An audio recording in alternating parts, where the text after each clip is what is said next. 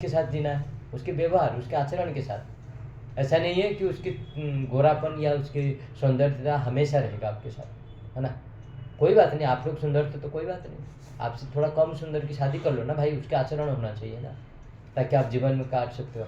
और आजकल क्या कर रहे हैं, है ना, हम लोग पहले किसको देखते हैं कि अच्छा दिखना चाहिए, है ना।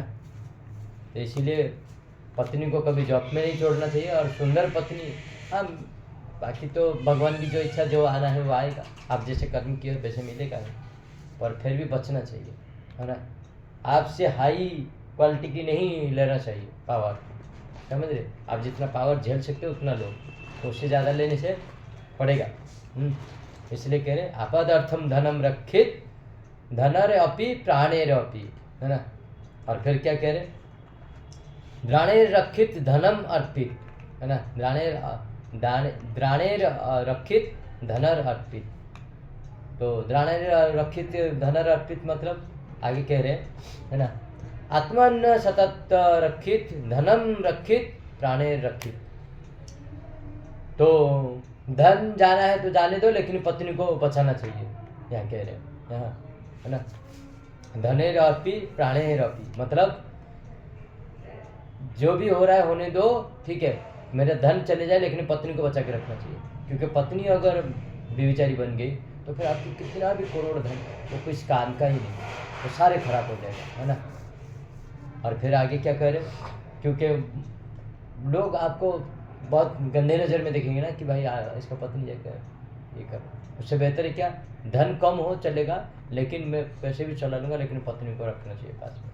उसके लिए धन को छोड़ दो, पत्नी के लिए धन को छोड़ दो। और फिर क्या कह रहे, आत्मन सतत रक्षित धनम रक्षित प्राणे रक्षित मतलब पत्नी को कब छोड़ना है, जब खुद आप फंसे जा रहे हो।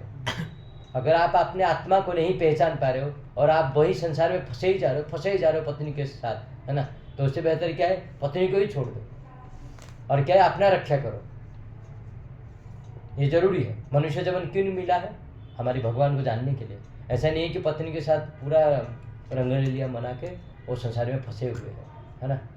अगर वो पत्नी आपको भगवान के रास्ता में नहीं दिखा रहा है तो फिर ऐसे पत्नी को भी त्याग कर देना चाहिए, क्योंकि अपना रक्षा करना भी बहुत ज़रूरी है ना, ये जानना जरूरी है।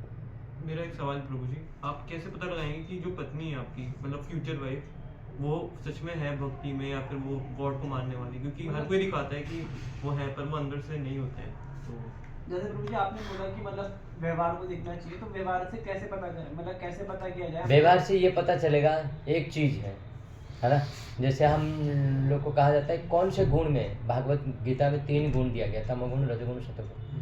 तो कहा जाता है कि अगर आप अपने गुण को टेस्ट चेक करने के लिए कैसे पता करोगे, अकेले जब रूम में हो तब पता चलता है। कैसे, अगर आपका मन कर रहा है चलो आज कोई नहीं मैं सो ही जाता हूँ इनकी तरह, है ना, कोई मुझे डिस्टर्ब नहीं करना चाहिए, तो वो क्या है, तमोगुण में आप है। अगर आप अकेले हो और आपका मन कर रहा है चलो आज कुछ चटपटा देख ही लेता हूँ, कल का भाई मिला है और डिलीट कर दूंगा, कोई है ही नहीं मेरे पास, है ना, या फिर किसके साथ ऐसे नोटी नोटी बात कर ली, तो आप रजगुण में है ना। और आप सतोगुण में है, कैसे पता चलेगा, चलो आज कुछ भगवान के बारे में सुनता हूँ भागवत, है ना, पढ़ता हूँ, नहीं तो चैंटिंग कर लेता हूँ एक माला, फिर सोता हूँ, क्योंकि जो आप लास्ट टाइम में करोगे वो मेमोरी में घूमेगा रात भर, है ना। तो इससे पता चलता है क्या, हम तीनों गुणों में है या नहीं, कौन से गुण में है आपको पता चल जाएगा। वैसे पत्नी अच्छा है या नहीं कब पता चलेगा, जब आप जॉब से वापस आते हो, जब रात में सोते हो, तब वो कौन सी बात करती है, तुम्हारा माँ ने आज मुझे ये कहा, वो कह रही है, या कि कह रही कि आज तो बहुत अच्छा दिन था आपका, कैसा था, उसके ऊपर बहुत सारे प्रेशर आए, पर आपको शांति देने के लिए क्या बोल रहे हैं, आज बहुत अच्छा था, आपने जॉब किया या नहीं, आपने प्रसाद लिया या नहीं, टाइम से आते आते पानी गिलास दे देना चाहिए हाथ में, है ना।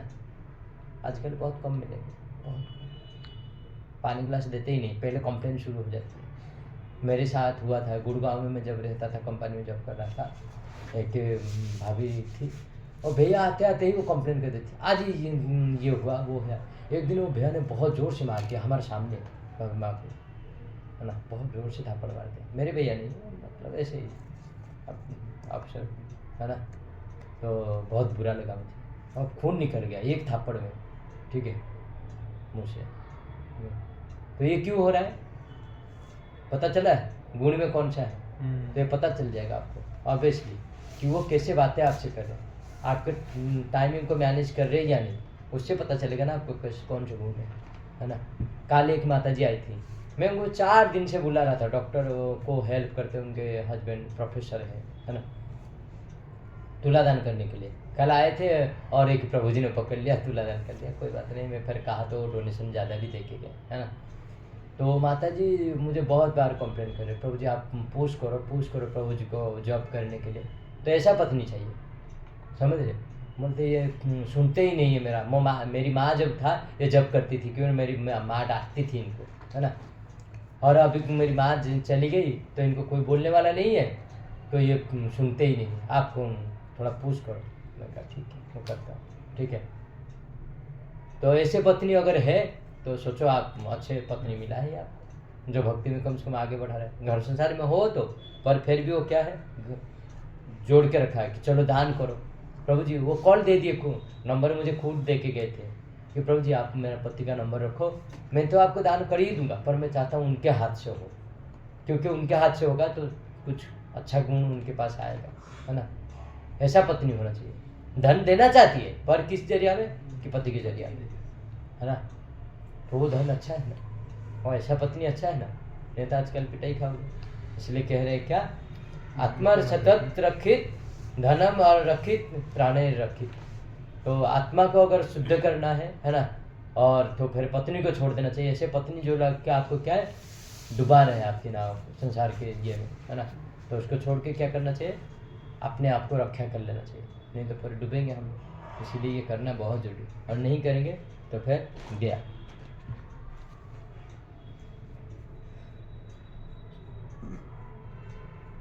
जैसे कि आप देख सकते हैं नेशनल हाईवे में क्या है, गाड़ी चलता है, गाड़ी चलता है या नहीं, गाड़ी कितने ब्रेकर में चलेगा वो लिखा रहता है या नहीं, सबको तो पता है ना, गाड़ी इतना ब्रेकर में चलेगा, पर वो क्यों लिख के रखता है कि भाई यहाँ 40 स्पीड में चलेगा, वहाँ 60 में चलेगा, वहाँ 80 में चलेगा। गाड़ी की स्पीड तो 200 में भी दौड़ सकता है, पर क्यों लिख रहा है, यानी कि आगे एक्सीडेंट हो सकता है, और होता भी है लाइफ में। तो इसीलिए आप लोगों को कहा जा रहा है नीति शास्त्रों को मानिए, शादी करना गलत बात नहीं, पर इस शादी को गृहस्थी में बदलना जरूरी है, नट, है ना। और गृहस्थी क्या है हम जान नहीं पाते आजकल, इसलिए हम लोग का प्रॉब्लम है।